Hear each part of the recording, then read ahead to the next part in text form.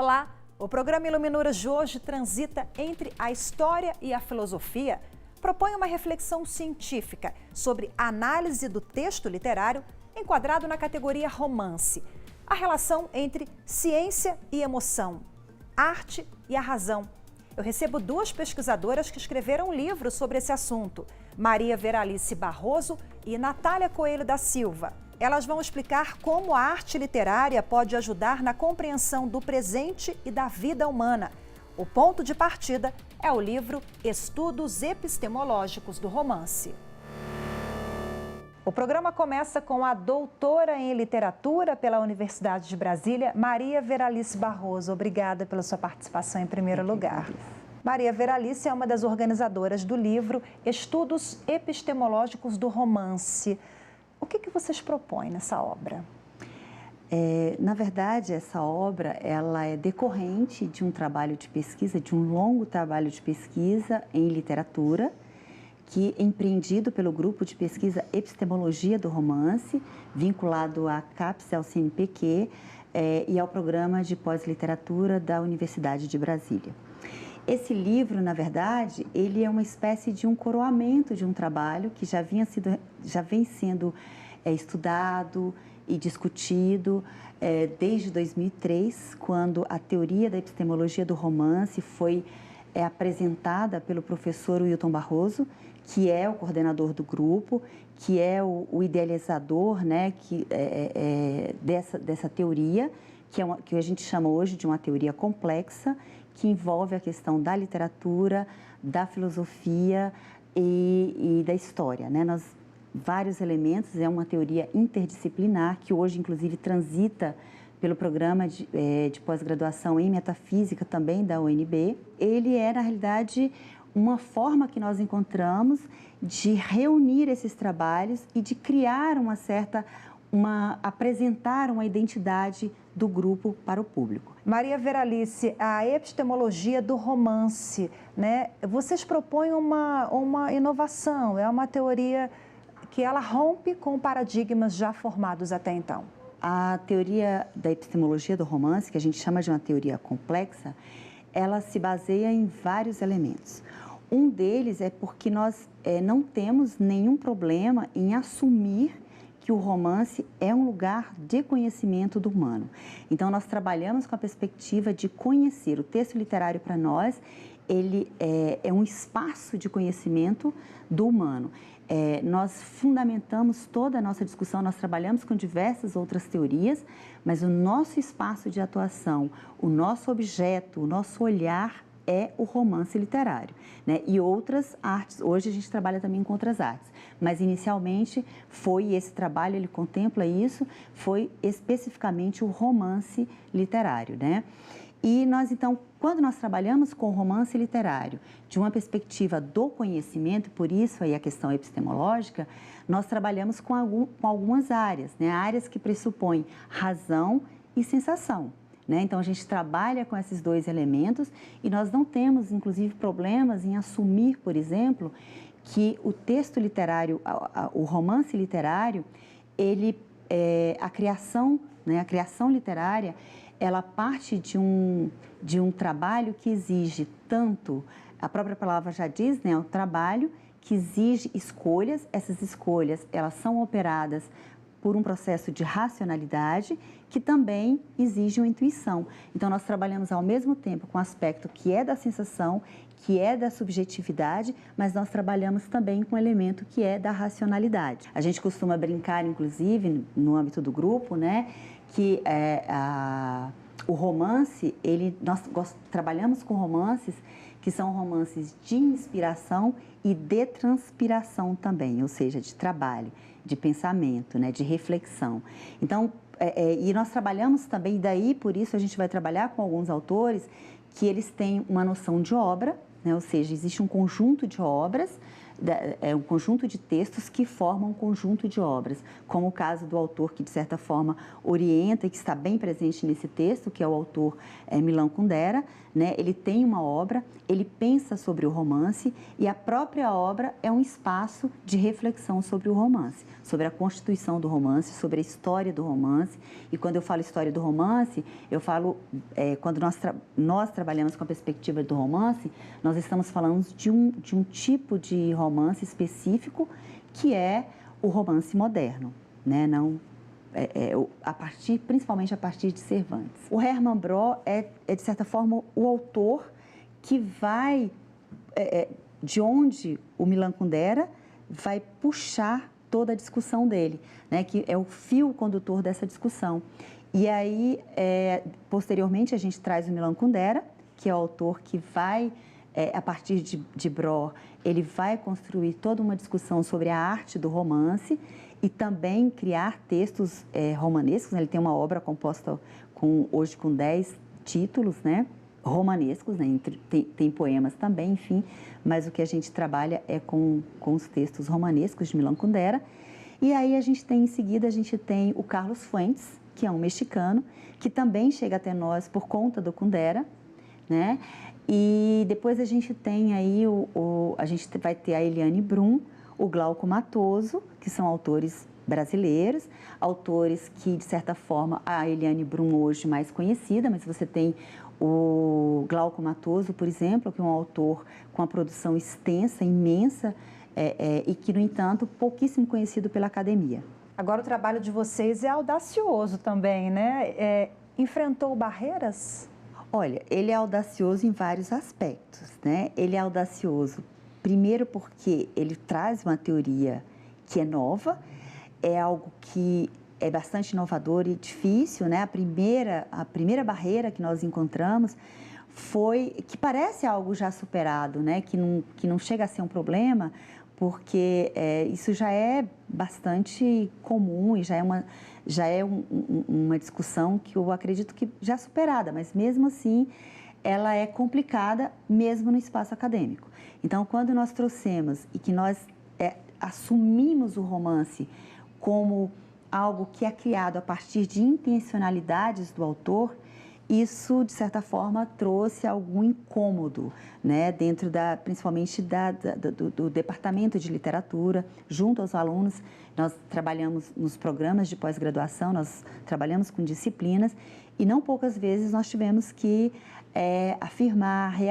reafirmar teoricamente aquilo que a gente estava falando, porque há sim questionamentos, há sim um certo incômodo, né, em relação a essa relação da literatura com a questão epistemológica, né? Literatura como espaço de conhecimento, como espaço de intencionalidades, como espaço de racionalidades.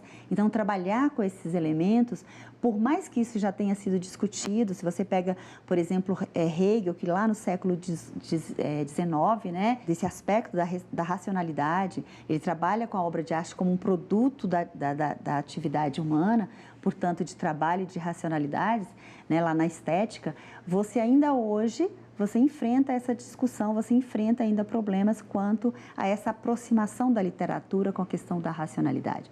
E nós fizemos isso, a gente faz isso de uma forma bem direta, né? Então, isso causa um certo incômodo. O problema é que a gente também trabalha com autores que trazem elementos que são um pouco espinhosos para o entendimento das pessoas, né? Que aí alguns elementos que vão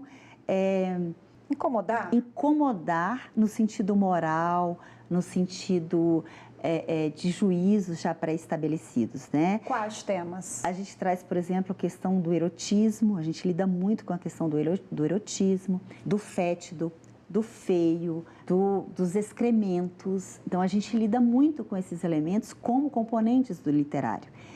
E se você observar que, principalmente no senso comum, o literário, ele é tratado como algo da contemplação, né, daquilo que é belo, daquilo que é bonito, daquilo que te satisfaz, que te dá prazer, né? Então, esse prazer é entendido como algo que contempla aquilo que já existe em você e não daquilo que mexe com o que existe em você, que tenta desconstruir ou de desmoronar aquilo verdades que você já tem pré-estabelecidas, né? Então, nós trabalhamos com textos que fazem isso, né? São autores que querem exatamente incidir sobre verdades já estabelecidas. Por exemplo, como essa ideia de um amor, né? de um casamento perfeito.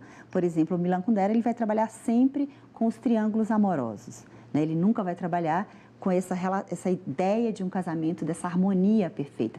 Então, todas essas ideias de harmonia, essas ideias de idílio, de paraíso, elas são rechaçadas por esses autores. É a vida real, né? A vida real não é perfeita. Exatamente. Sempre, né?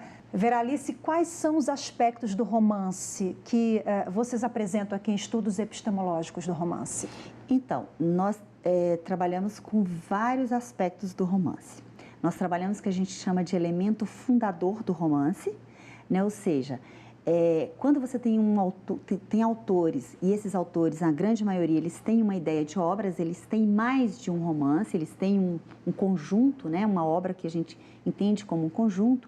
E se você observar essa obra como um todo, e aí a gente tem os alunos que trabalham com a epistemologia do romance, eles são orientados a ler toda a obra de um autor. A gente não trabalha com um romance de um autor, mas a obra completa desse autor. Por quê?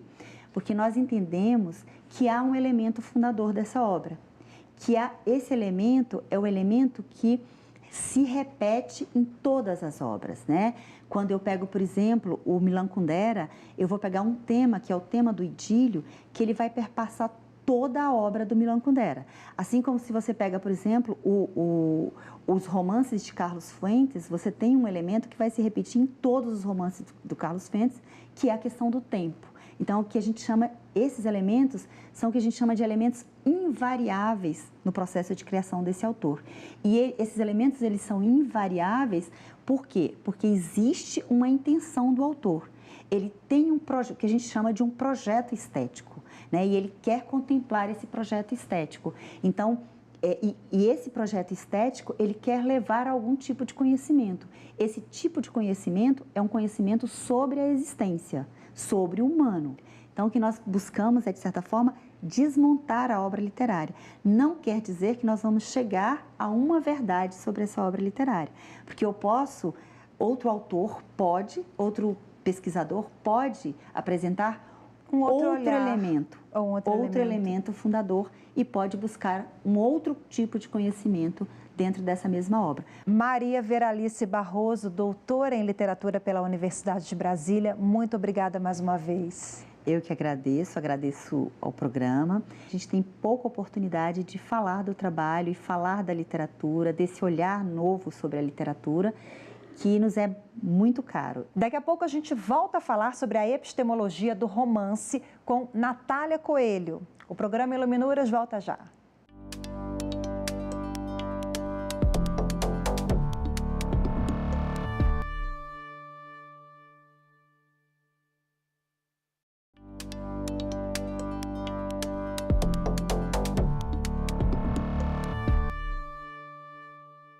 Estamos de volta com o programa Iluminuras sobre a epistemologia do romance. Agora, no segundo bloco, eu recebo a jornalista e doutoranda em literatura, Natália Coelho da Silva. Natália, muito obrigada pela sua presença aqui no programa. Eu que agradeço, Rafaela, eu que agradeço estar aqui.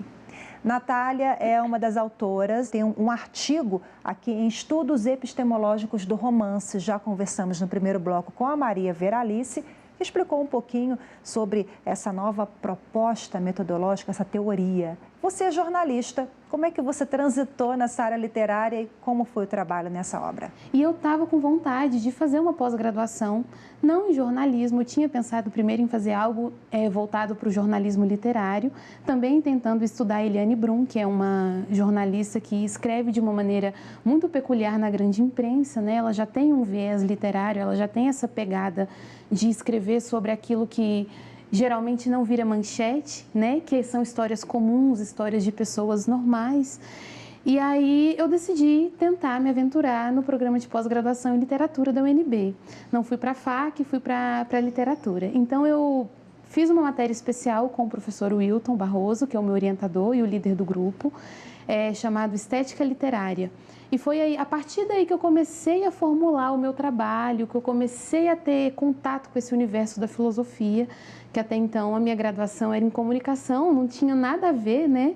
A literatura era algo que chegou na minha vida de maneira empírica, assim, de maneira natural, porque eu escrevo, mas nunca pensando em teoria, nunca pensando de uma maneira bem esquematizada mesmo, né, técnica. Então foi um universo novo que se abriu, foi um desafio imenso, porque eu entrei de cabeça em duas novas áreas que não eram a minha área. Parece até que tem algo de místico nisso, assim, porque o meu artigo e o meu mestrado acaba dialogando com um pouco o que é a minha vida, assim. Então, a Eliane Brum é uma jornalista, né, que trabalha na imprensa e de alguma maneira ela percebe que aquela voz que ela tem no microfone da imprensa não é suficiente para dizer determinadas verdades ou determinadas coisas que não cabem nas páginas do jornal. E era mais ou menos o meu sentimento quando eu trabalhei por muito tempo em jornalismo local, numa emissora aqui de Brasília, e a gente, você bem sabe, a gente seleciona, a gente faz um recorte, a gente tem um olhar para o fato, mas geralmente esse olhar é superficial. Então, assim, questões humanas, do sentimento, da subjetividade, não cabem na rapidez que é o jornalismo, né? Então, eu também tinha esse sentimento de tentar aprofundar. Então, eu sigo esse movimento da Eliane Brum, que é um movimento que eu já inicio na minha própria vida, né? Então, o meu trabalho aqui no livro, ele segue essa ideia de tentar descobrir por que a jornalista e escritora Eliane Brum foi para o romance, precisou ir para a arte literária para dizer determinadas coisas que ela não conseguia dizer nas suas reportagens, nas suas crônicas, né? E é basicamente uma ideia que dialoga com um dos dois principais autores do grupo trabalhados, que é o Milan Kundera e o Herman Broh, que eles dizem que há certas realidades e há certas verdades que só podem ser ditas no âmbito do romance, né? No âmbito da narrativa ficcional. Você mistura razão, ciência, coração, emoção, tem um pouquinho disso tudo? Sim, tem muito disso, assim. Você tem tudo aquilo que é palco, que todo mundo vê da sociedade. E o romance, ele é aquela cortina que se derruba, né, que você desnuda para ver todas as engrenagens daquilo que você oferece para as pessoas, né? Então, assim, é realmente, não vou dizer podres, mas é aquilo que é o seu privado, né? São as suas emoções, são os seus conflitos, né? É aquilo que é de difícil entendimento, mas que todo mundo vive, né? Então, assim, o livro traz uma relação tensa entre uma mãe e uma filha, que já começa a partir daí, já mostrando que não existe uma relação, uma ideia romântica de maternidade, né? Assim, ser mãe dói, não é algo que é sempre só flores, né? E talvez por doer, talvez só porque tem amor é que se sustenta essa dor, né? Então, mostra também como vai se fazendo essas relações desiguais entre homens e mulheres, essas relações de poder, que geralmente são tão imbricadas e são tão naturalizadas atualmente na sociedade que a gente não tem olhos para enxergar. E o romance, quando ele cria um universo, quando o autor cria um universo, que o livro é um universo, né, paralelo, parece que você tem um laboratório, que você pode compreender o ser humano ali, observando não como você ou como eu vivo na nossa vida privada, mas observando os personagens e o modo como eles se movimentam, as ações deles, para você perceber que não existe verdades fechadas, que não existe só um lado da história. A gente bem sabe disso, né? O jornalista trabalha com vários lados, mas é interessante porque, por exemplo, o livro ele traz uma polifonia, ele tem vários narradores, ele tem a Laura, que é uma jornalista também, uma personagem jornalista que já não aguenta mais viver essa coisa com a mãe dela de ódio, esse ranço que ela tem por uma vida bastante marcada por traumas, e ela decide, dentro do próprio livro, escrever um outro livro. Então, é um livro que conta como que um escritor nasce, assim, como que um escritor vai para a ficção para poder escrever determinadas coisas que estão engasgadas na garganta dele, né? Que a gente engole muita coisa e que não se pode dizer, mas a ficção, por não ter esse lado de ser verdade, você pode dizer, porque é um universo livre. Então ela cria, ela vai para lá para ela desabafar, é assim mesmo, dar voz, né? Esse artigo que eu escrevi para esse livro, ele nasce do meu projeto de mestrado, porque eu intuo que exista um determinado tipo de estética no livro chamada estética dos contrários.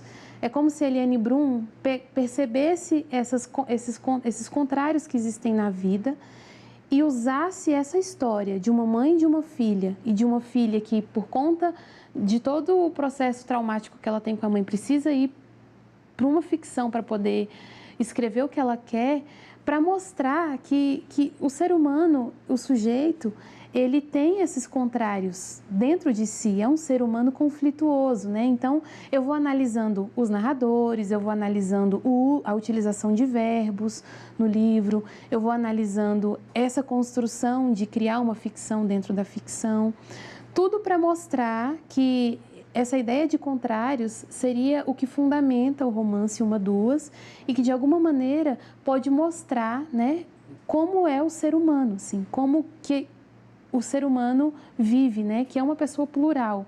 Então, só mesmo esse movimento da escritora de mostrar uma história por duas versões, porque primeiro começa com a voz da Laura, que é a filha, e depois, no meio do livro, tem a voz da Maria Lúcia, contando a versão dos fatos dela, para mostrar que duas histórias têm mais de duas versões, né? E que não existem culpados, assim, não dá para a gente julgar.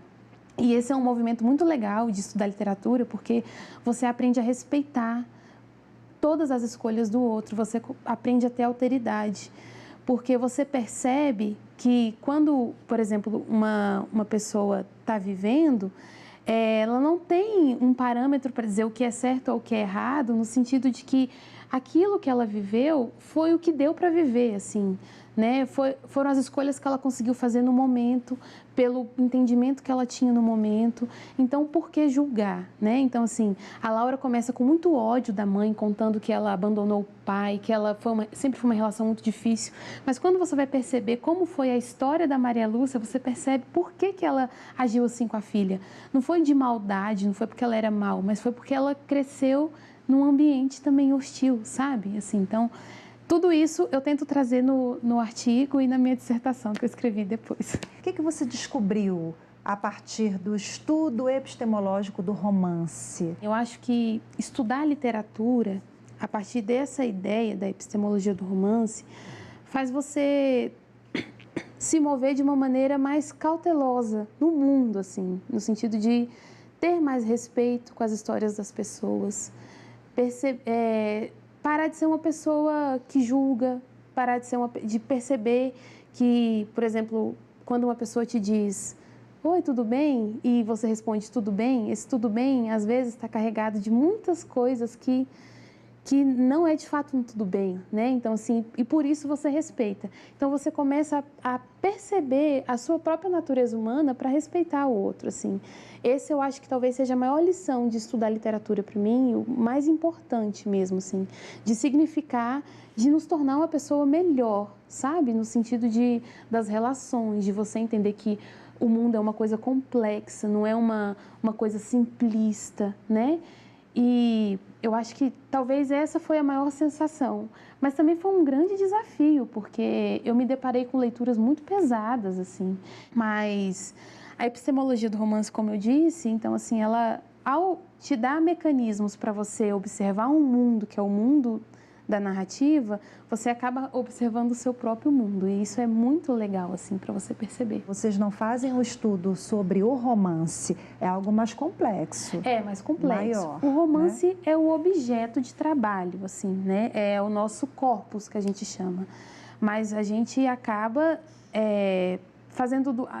usando o romance, por exemplo, esse romance que está aqui na mesa é o que eu estudo, então ele é o meu objeto de trabalho, então eu uso a teoria para aplicar, né? Então, estudar a teoria talvez seja o que abra a nossa cabeça, assim, né? Para você ser um leitor diferenciado, para você enxergar coisas para além do que está escrito, assim, para você perceber a grandeza ou a profundidade do que está escrito na narrativa, né? Então, por exemplo, estudar epistemologia, eu não sabia nem o que era epistemologia quando eu entrei no grupo. Eu fui aprender o que era, né? Que é o estudo da teoria do conhecimento, das origens históricas, né? Então, estética é algo que é uma palavra também, por exemplo, que é a segunda disciplina que está dentro da base, né? É algo que você também lida, mas você também não tem a percepção assim acurada ou não percebe que ela é um campo de saber, ela é um campo do saber. E está totalmente ligada ao modo como a gente encara a arte, como a gente compreende a arte no mundo de hoje, né? E a hermenêutica, que é a outra disciplina, que é a ciência da interpretação, é muito interessante também, porque você percebe que toda a sua interpretação de qualquer coisa, ela passa por a sua experiência no mundo. Então, assim, o meu olhar para o livro é um olhar que, quando você lê, não vai ser o mesmo, né? Então, existem possibilidades de verdade, assim, é mesmo... é uma ampliação do nosso universo. Natália, mais uma vez, muito obrigada pela sua participação, parabéns pelo trabalho. Eu que agradeço a presença aqui, Rafaela, muito obrigada mesmo. E obrigada também a você de casa que acompanhou mais esta edição do programa Iluminuras. Para rever este ou outros programas, é só acessar youtube.com/TV Justiça Oficial. Até o próximo programa.